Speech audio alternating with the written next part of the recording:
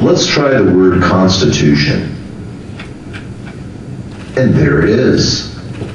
The document has now passed the second part of the test. Now we'll see if text within the document can be edited.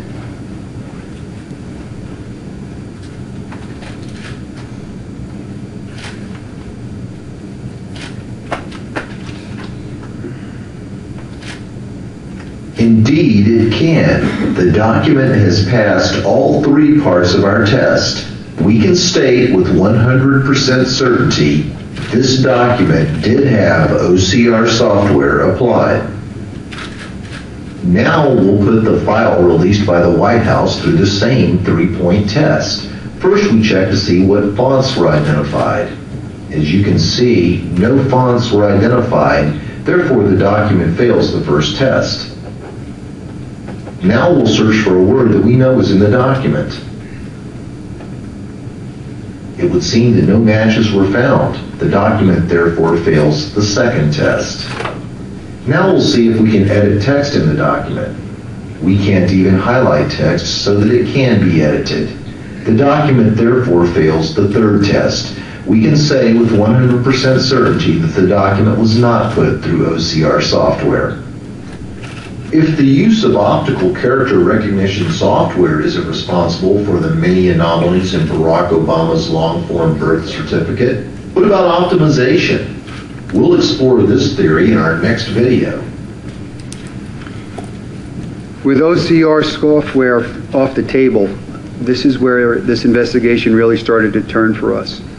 We were having difficulty reproducing anomalies in the file released by the White House. This really started to become a problem for us. We knew at that point that this document was most likely manufactured. The next excuse that was given up supporting the authenticity of the document was optimization. Optimization in a nutshell is just compressing a file, and certain anomalies happen there. We ran optimization tests on the file from the White House on the 27th. A fancy way of saying that a file has been drastically reduced in size. So, was there a good reason for optimizing Barack Obama's birth certificate before posting it on the internet? Given the anticipated number of downloads, yes, a smaller file would be beneficial. Now for the big question. Can optimization explain the many anomalies in Barack Obama's birth certificate? In order to find out, we'll once again perform a little experiment. You'll recall that we took Barack Obama's birth certificate, removed the green background, then photocopied it onto green basket weave safety paper. Next, we scanned it into a computer. This time, we also optimized the document. We'll now begin a series of comparisons between the control document and the one released by the White House. Let's start with a look at layers. Optimization produced 45 layers in our control document, which is to be expected with a document of this complexity. The document released by the White House had only 9 layers. Now let's look at the green safety paper background. As we look at this sped up version of layers in our control document being turned on, you'll note that the green background layer is divided over many, many layers. This is to be expected as a result of the optimization process. The birth certificate released by the White House has 100% of the green background on the 9th and final layer. As you have seen by looking at the control document, this is not an expected result of optimization and implies strongly that the green background layer was created on a computer and inserted behind the other layers as the last step in the computerized document creation process. And now we'll look at the registrar's stamp and the date stamp. The date and the registrar's stamp are contained in part on layer 1. I'll lift layer 1 off the document so you can see. There you go, part of the date stamp, part of the registrar's stamp. Now the date stamp is also contained in part on layer 7 and on layer 27. The registrar stamp, in addition to being contained on layer 1, is also contained on layer 6. Note that both stamps took some of the green background with them. Suffice it to say that the date stamp and the registrar stamp in a document that has been optimized cannot be moved around the document in one piece at will.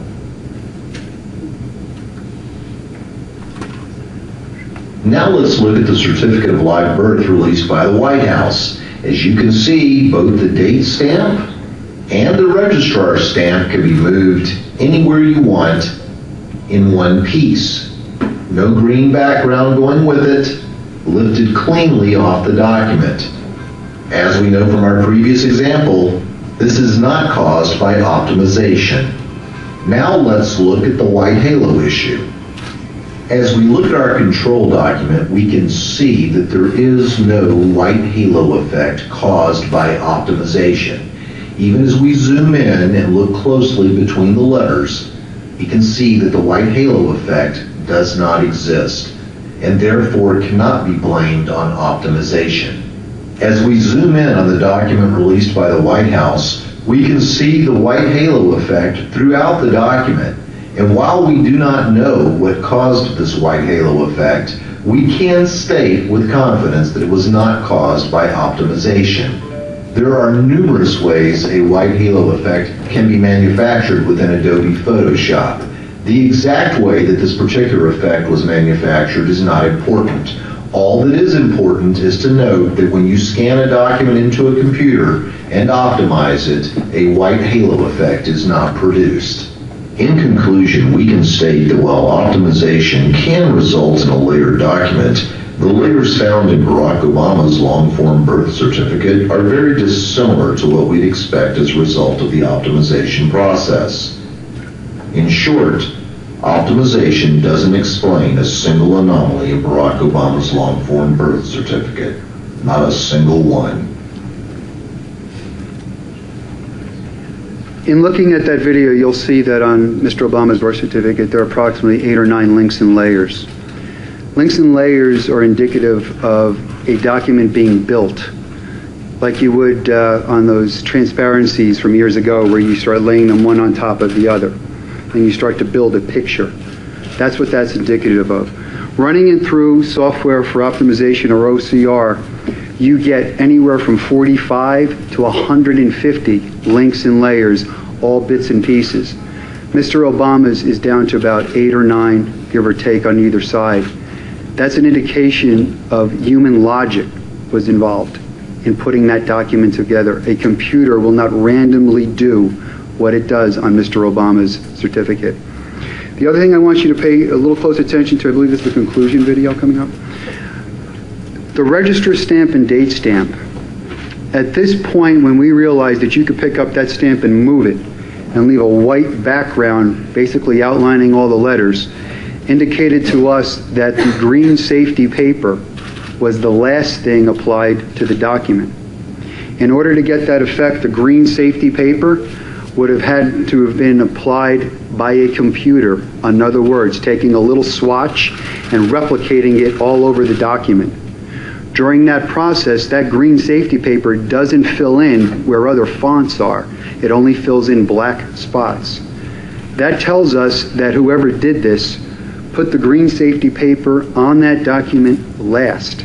If you go back to our video in the beginning, it should have been there right on the onset, and it wasn't. The next video I'm going to show you is a conclusion. It is a little lengthy, but we did it for a purpose. These videos are designed, you're going to have to watch them a couple times. This last video will bring it together on the birth certificate. Then I want to move into 2 other issues, and I won't take up any more of your time. Over the last 10 months, there have been numerous attempts to defend the authenticity of Barack Obama's long-form birth certificate by offering up speculation and conjecture. Unlike those who defend the authenticity of the document, we were not willing to merely speculate or engage in conjecture. Instead, we created our own control document and scanned it into a computer. Many have falsely claimed that optical character recognition software was applied to Barack Obama's long-form birth certificate in an attempt to explain away the document's many problems. You'll recall that because fonts were not recognized in the document and text could not be successfully searched for or edited in the document, we concluded with 100% certainty that OCR software had not been applied to Barack Obama's long-form birth certificate.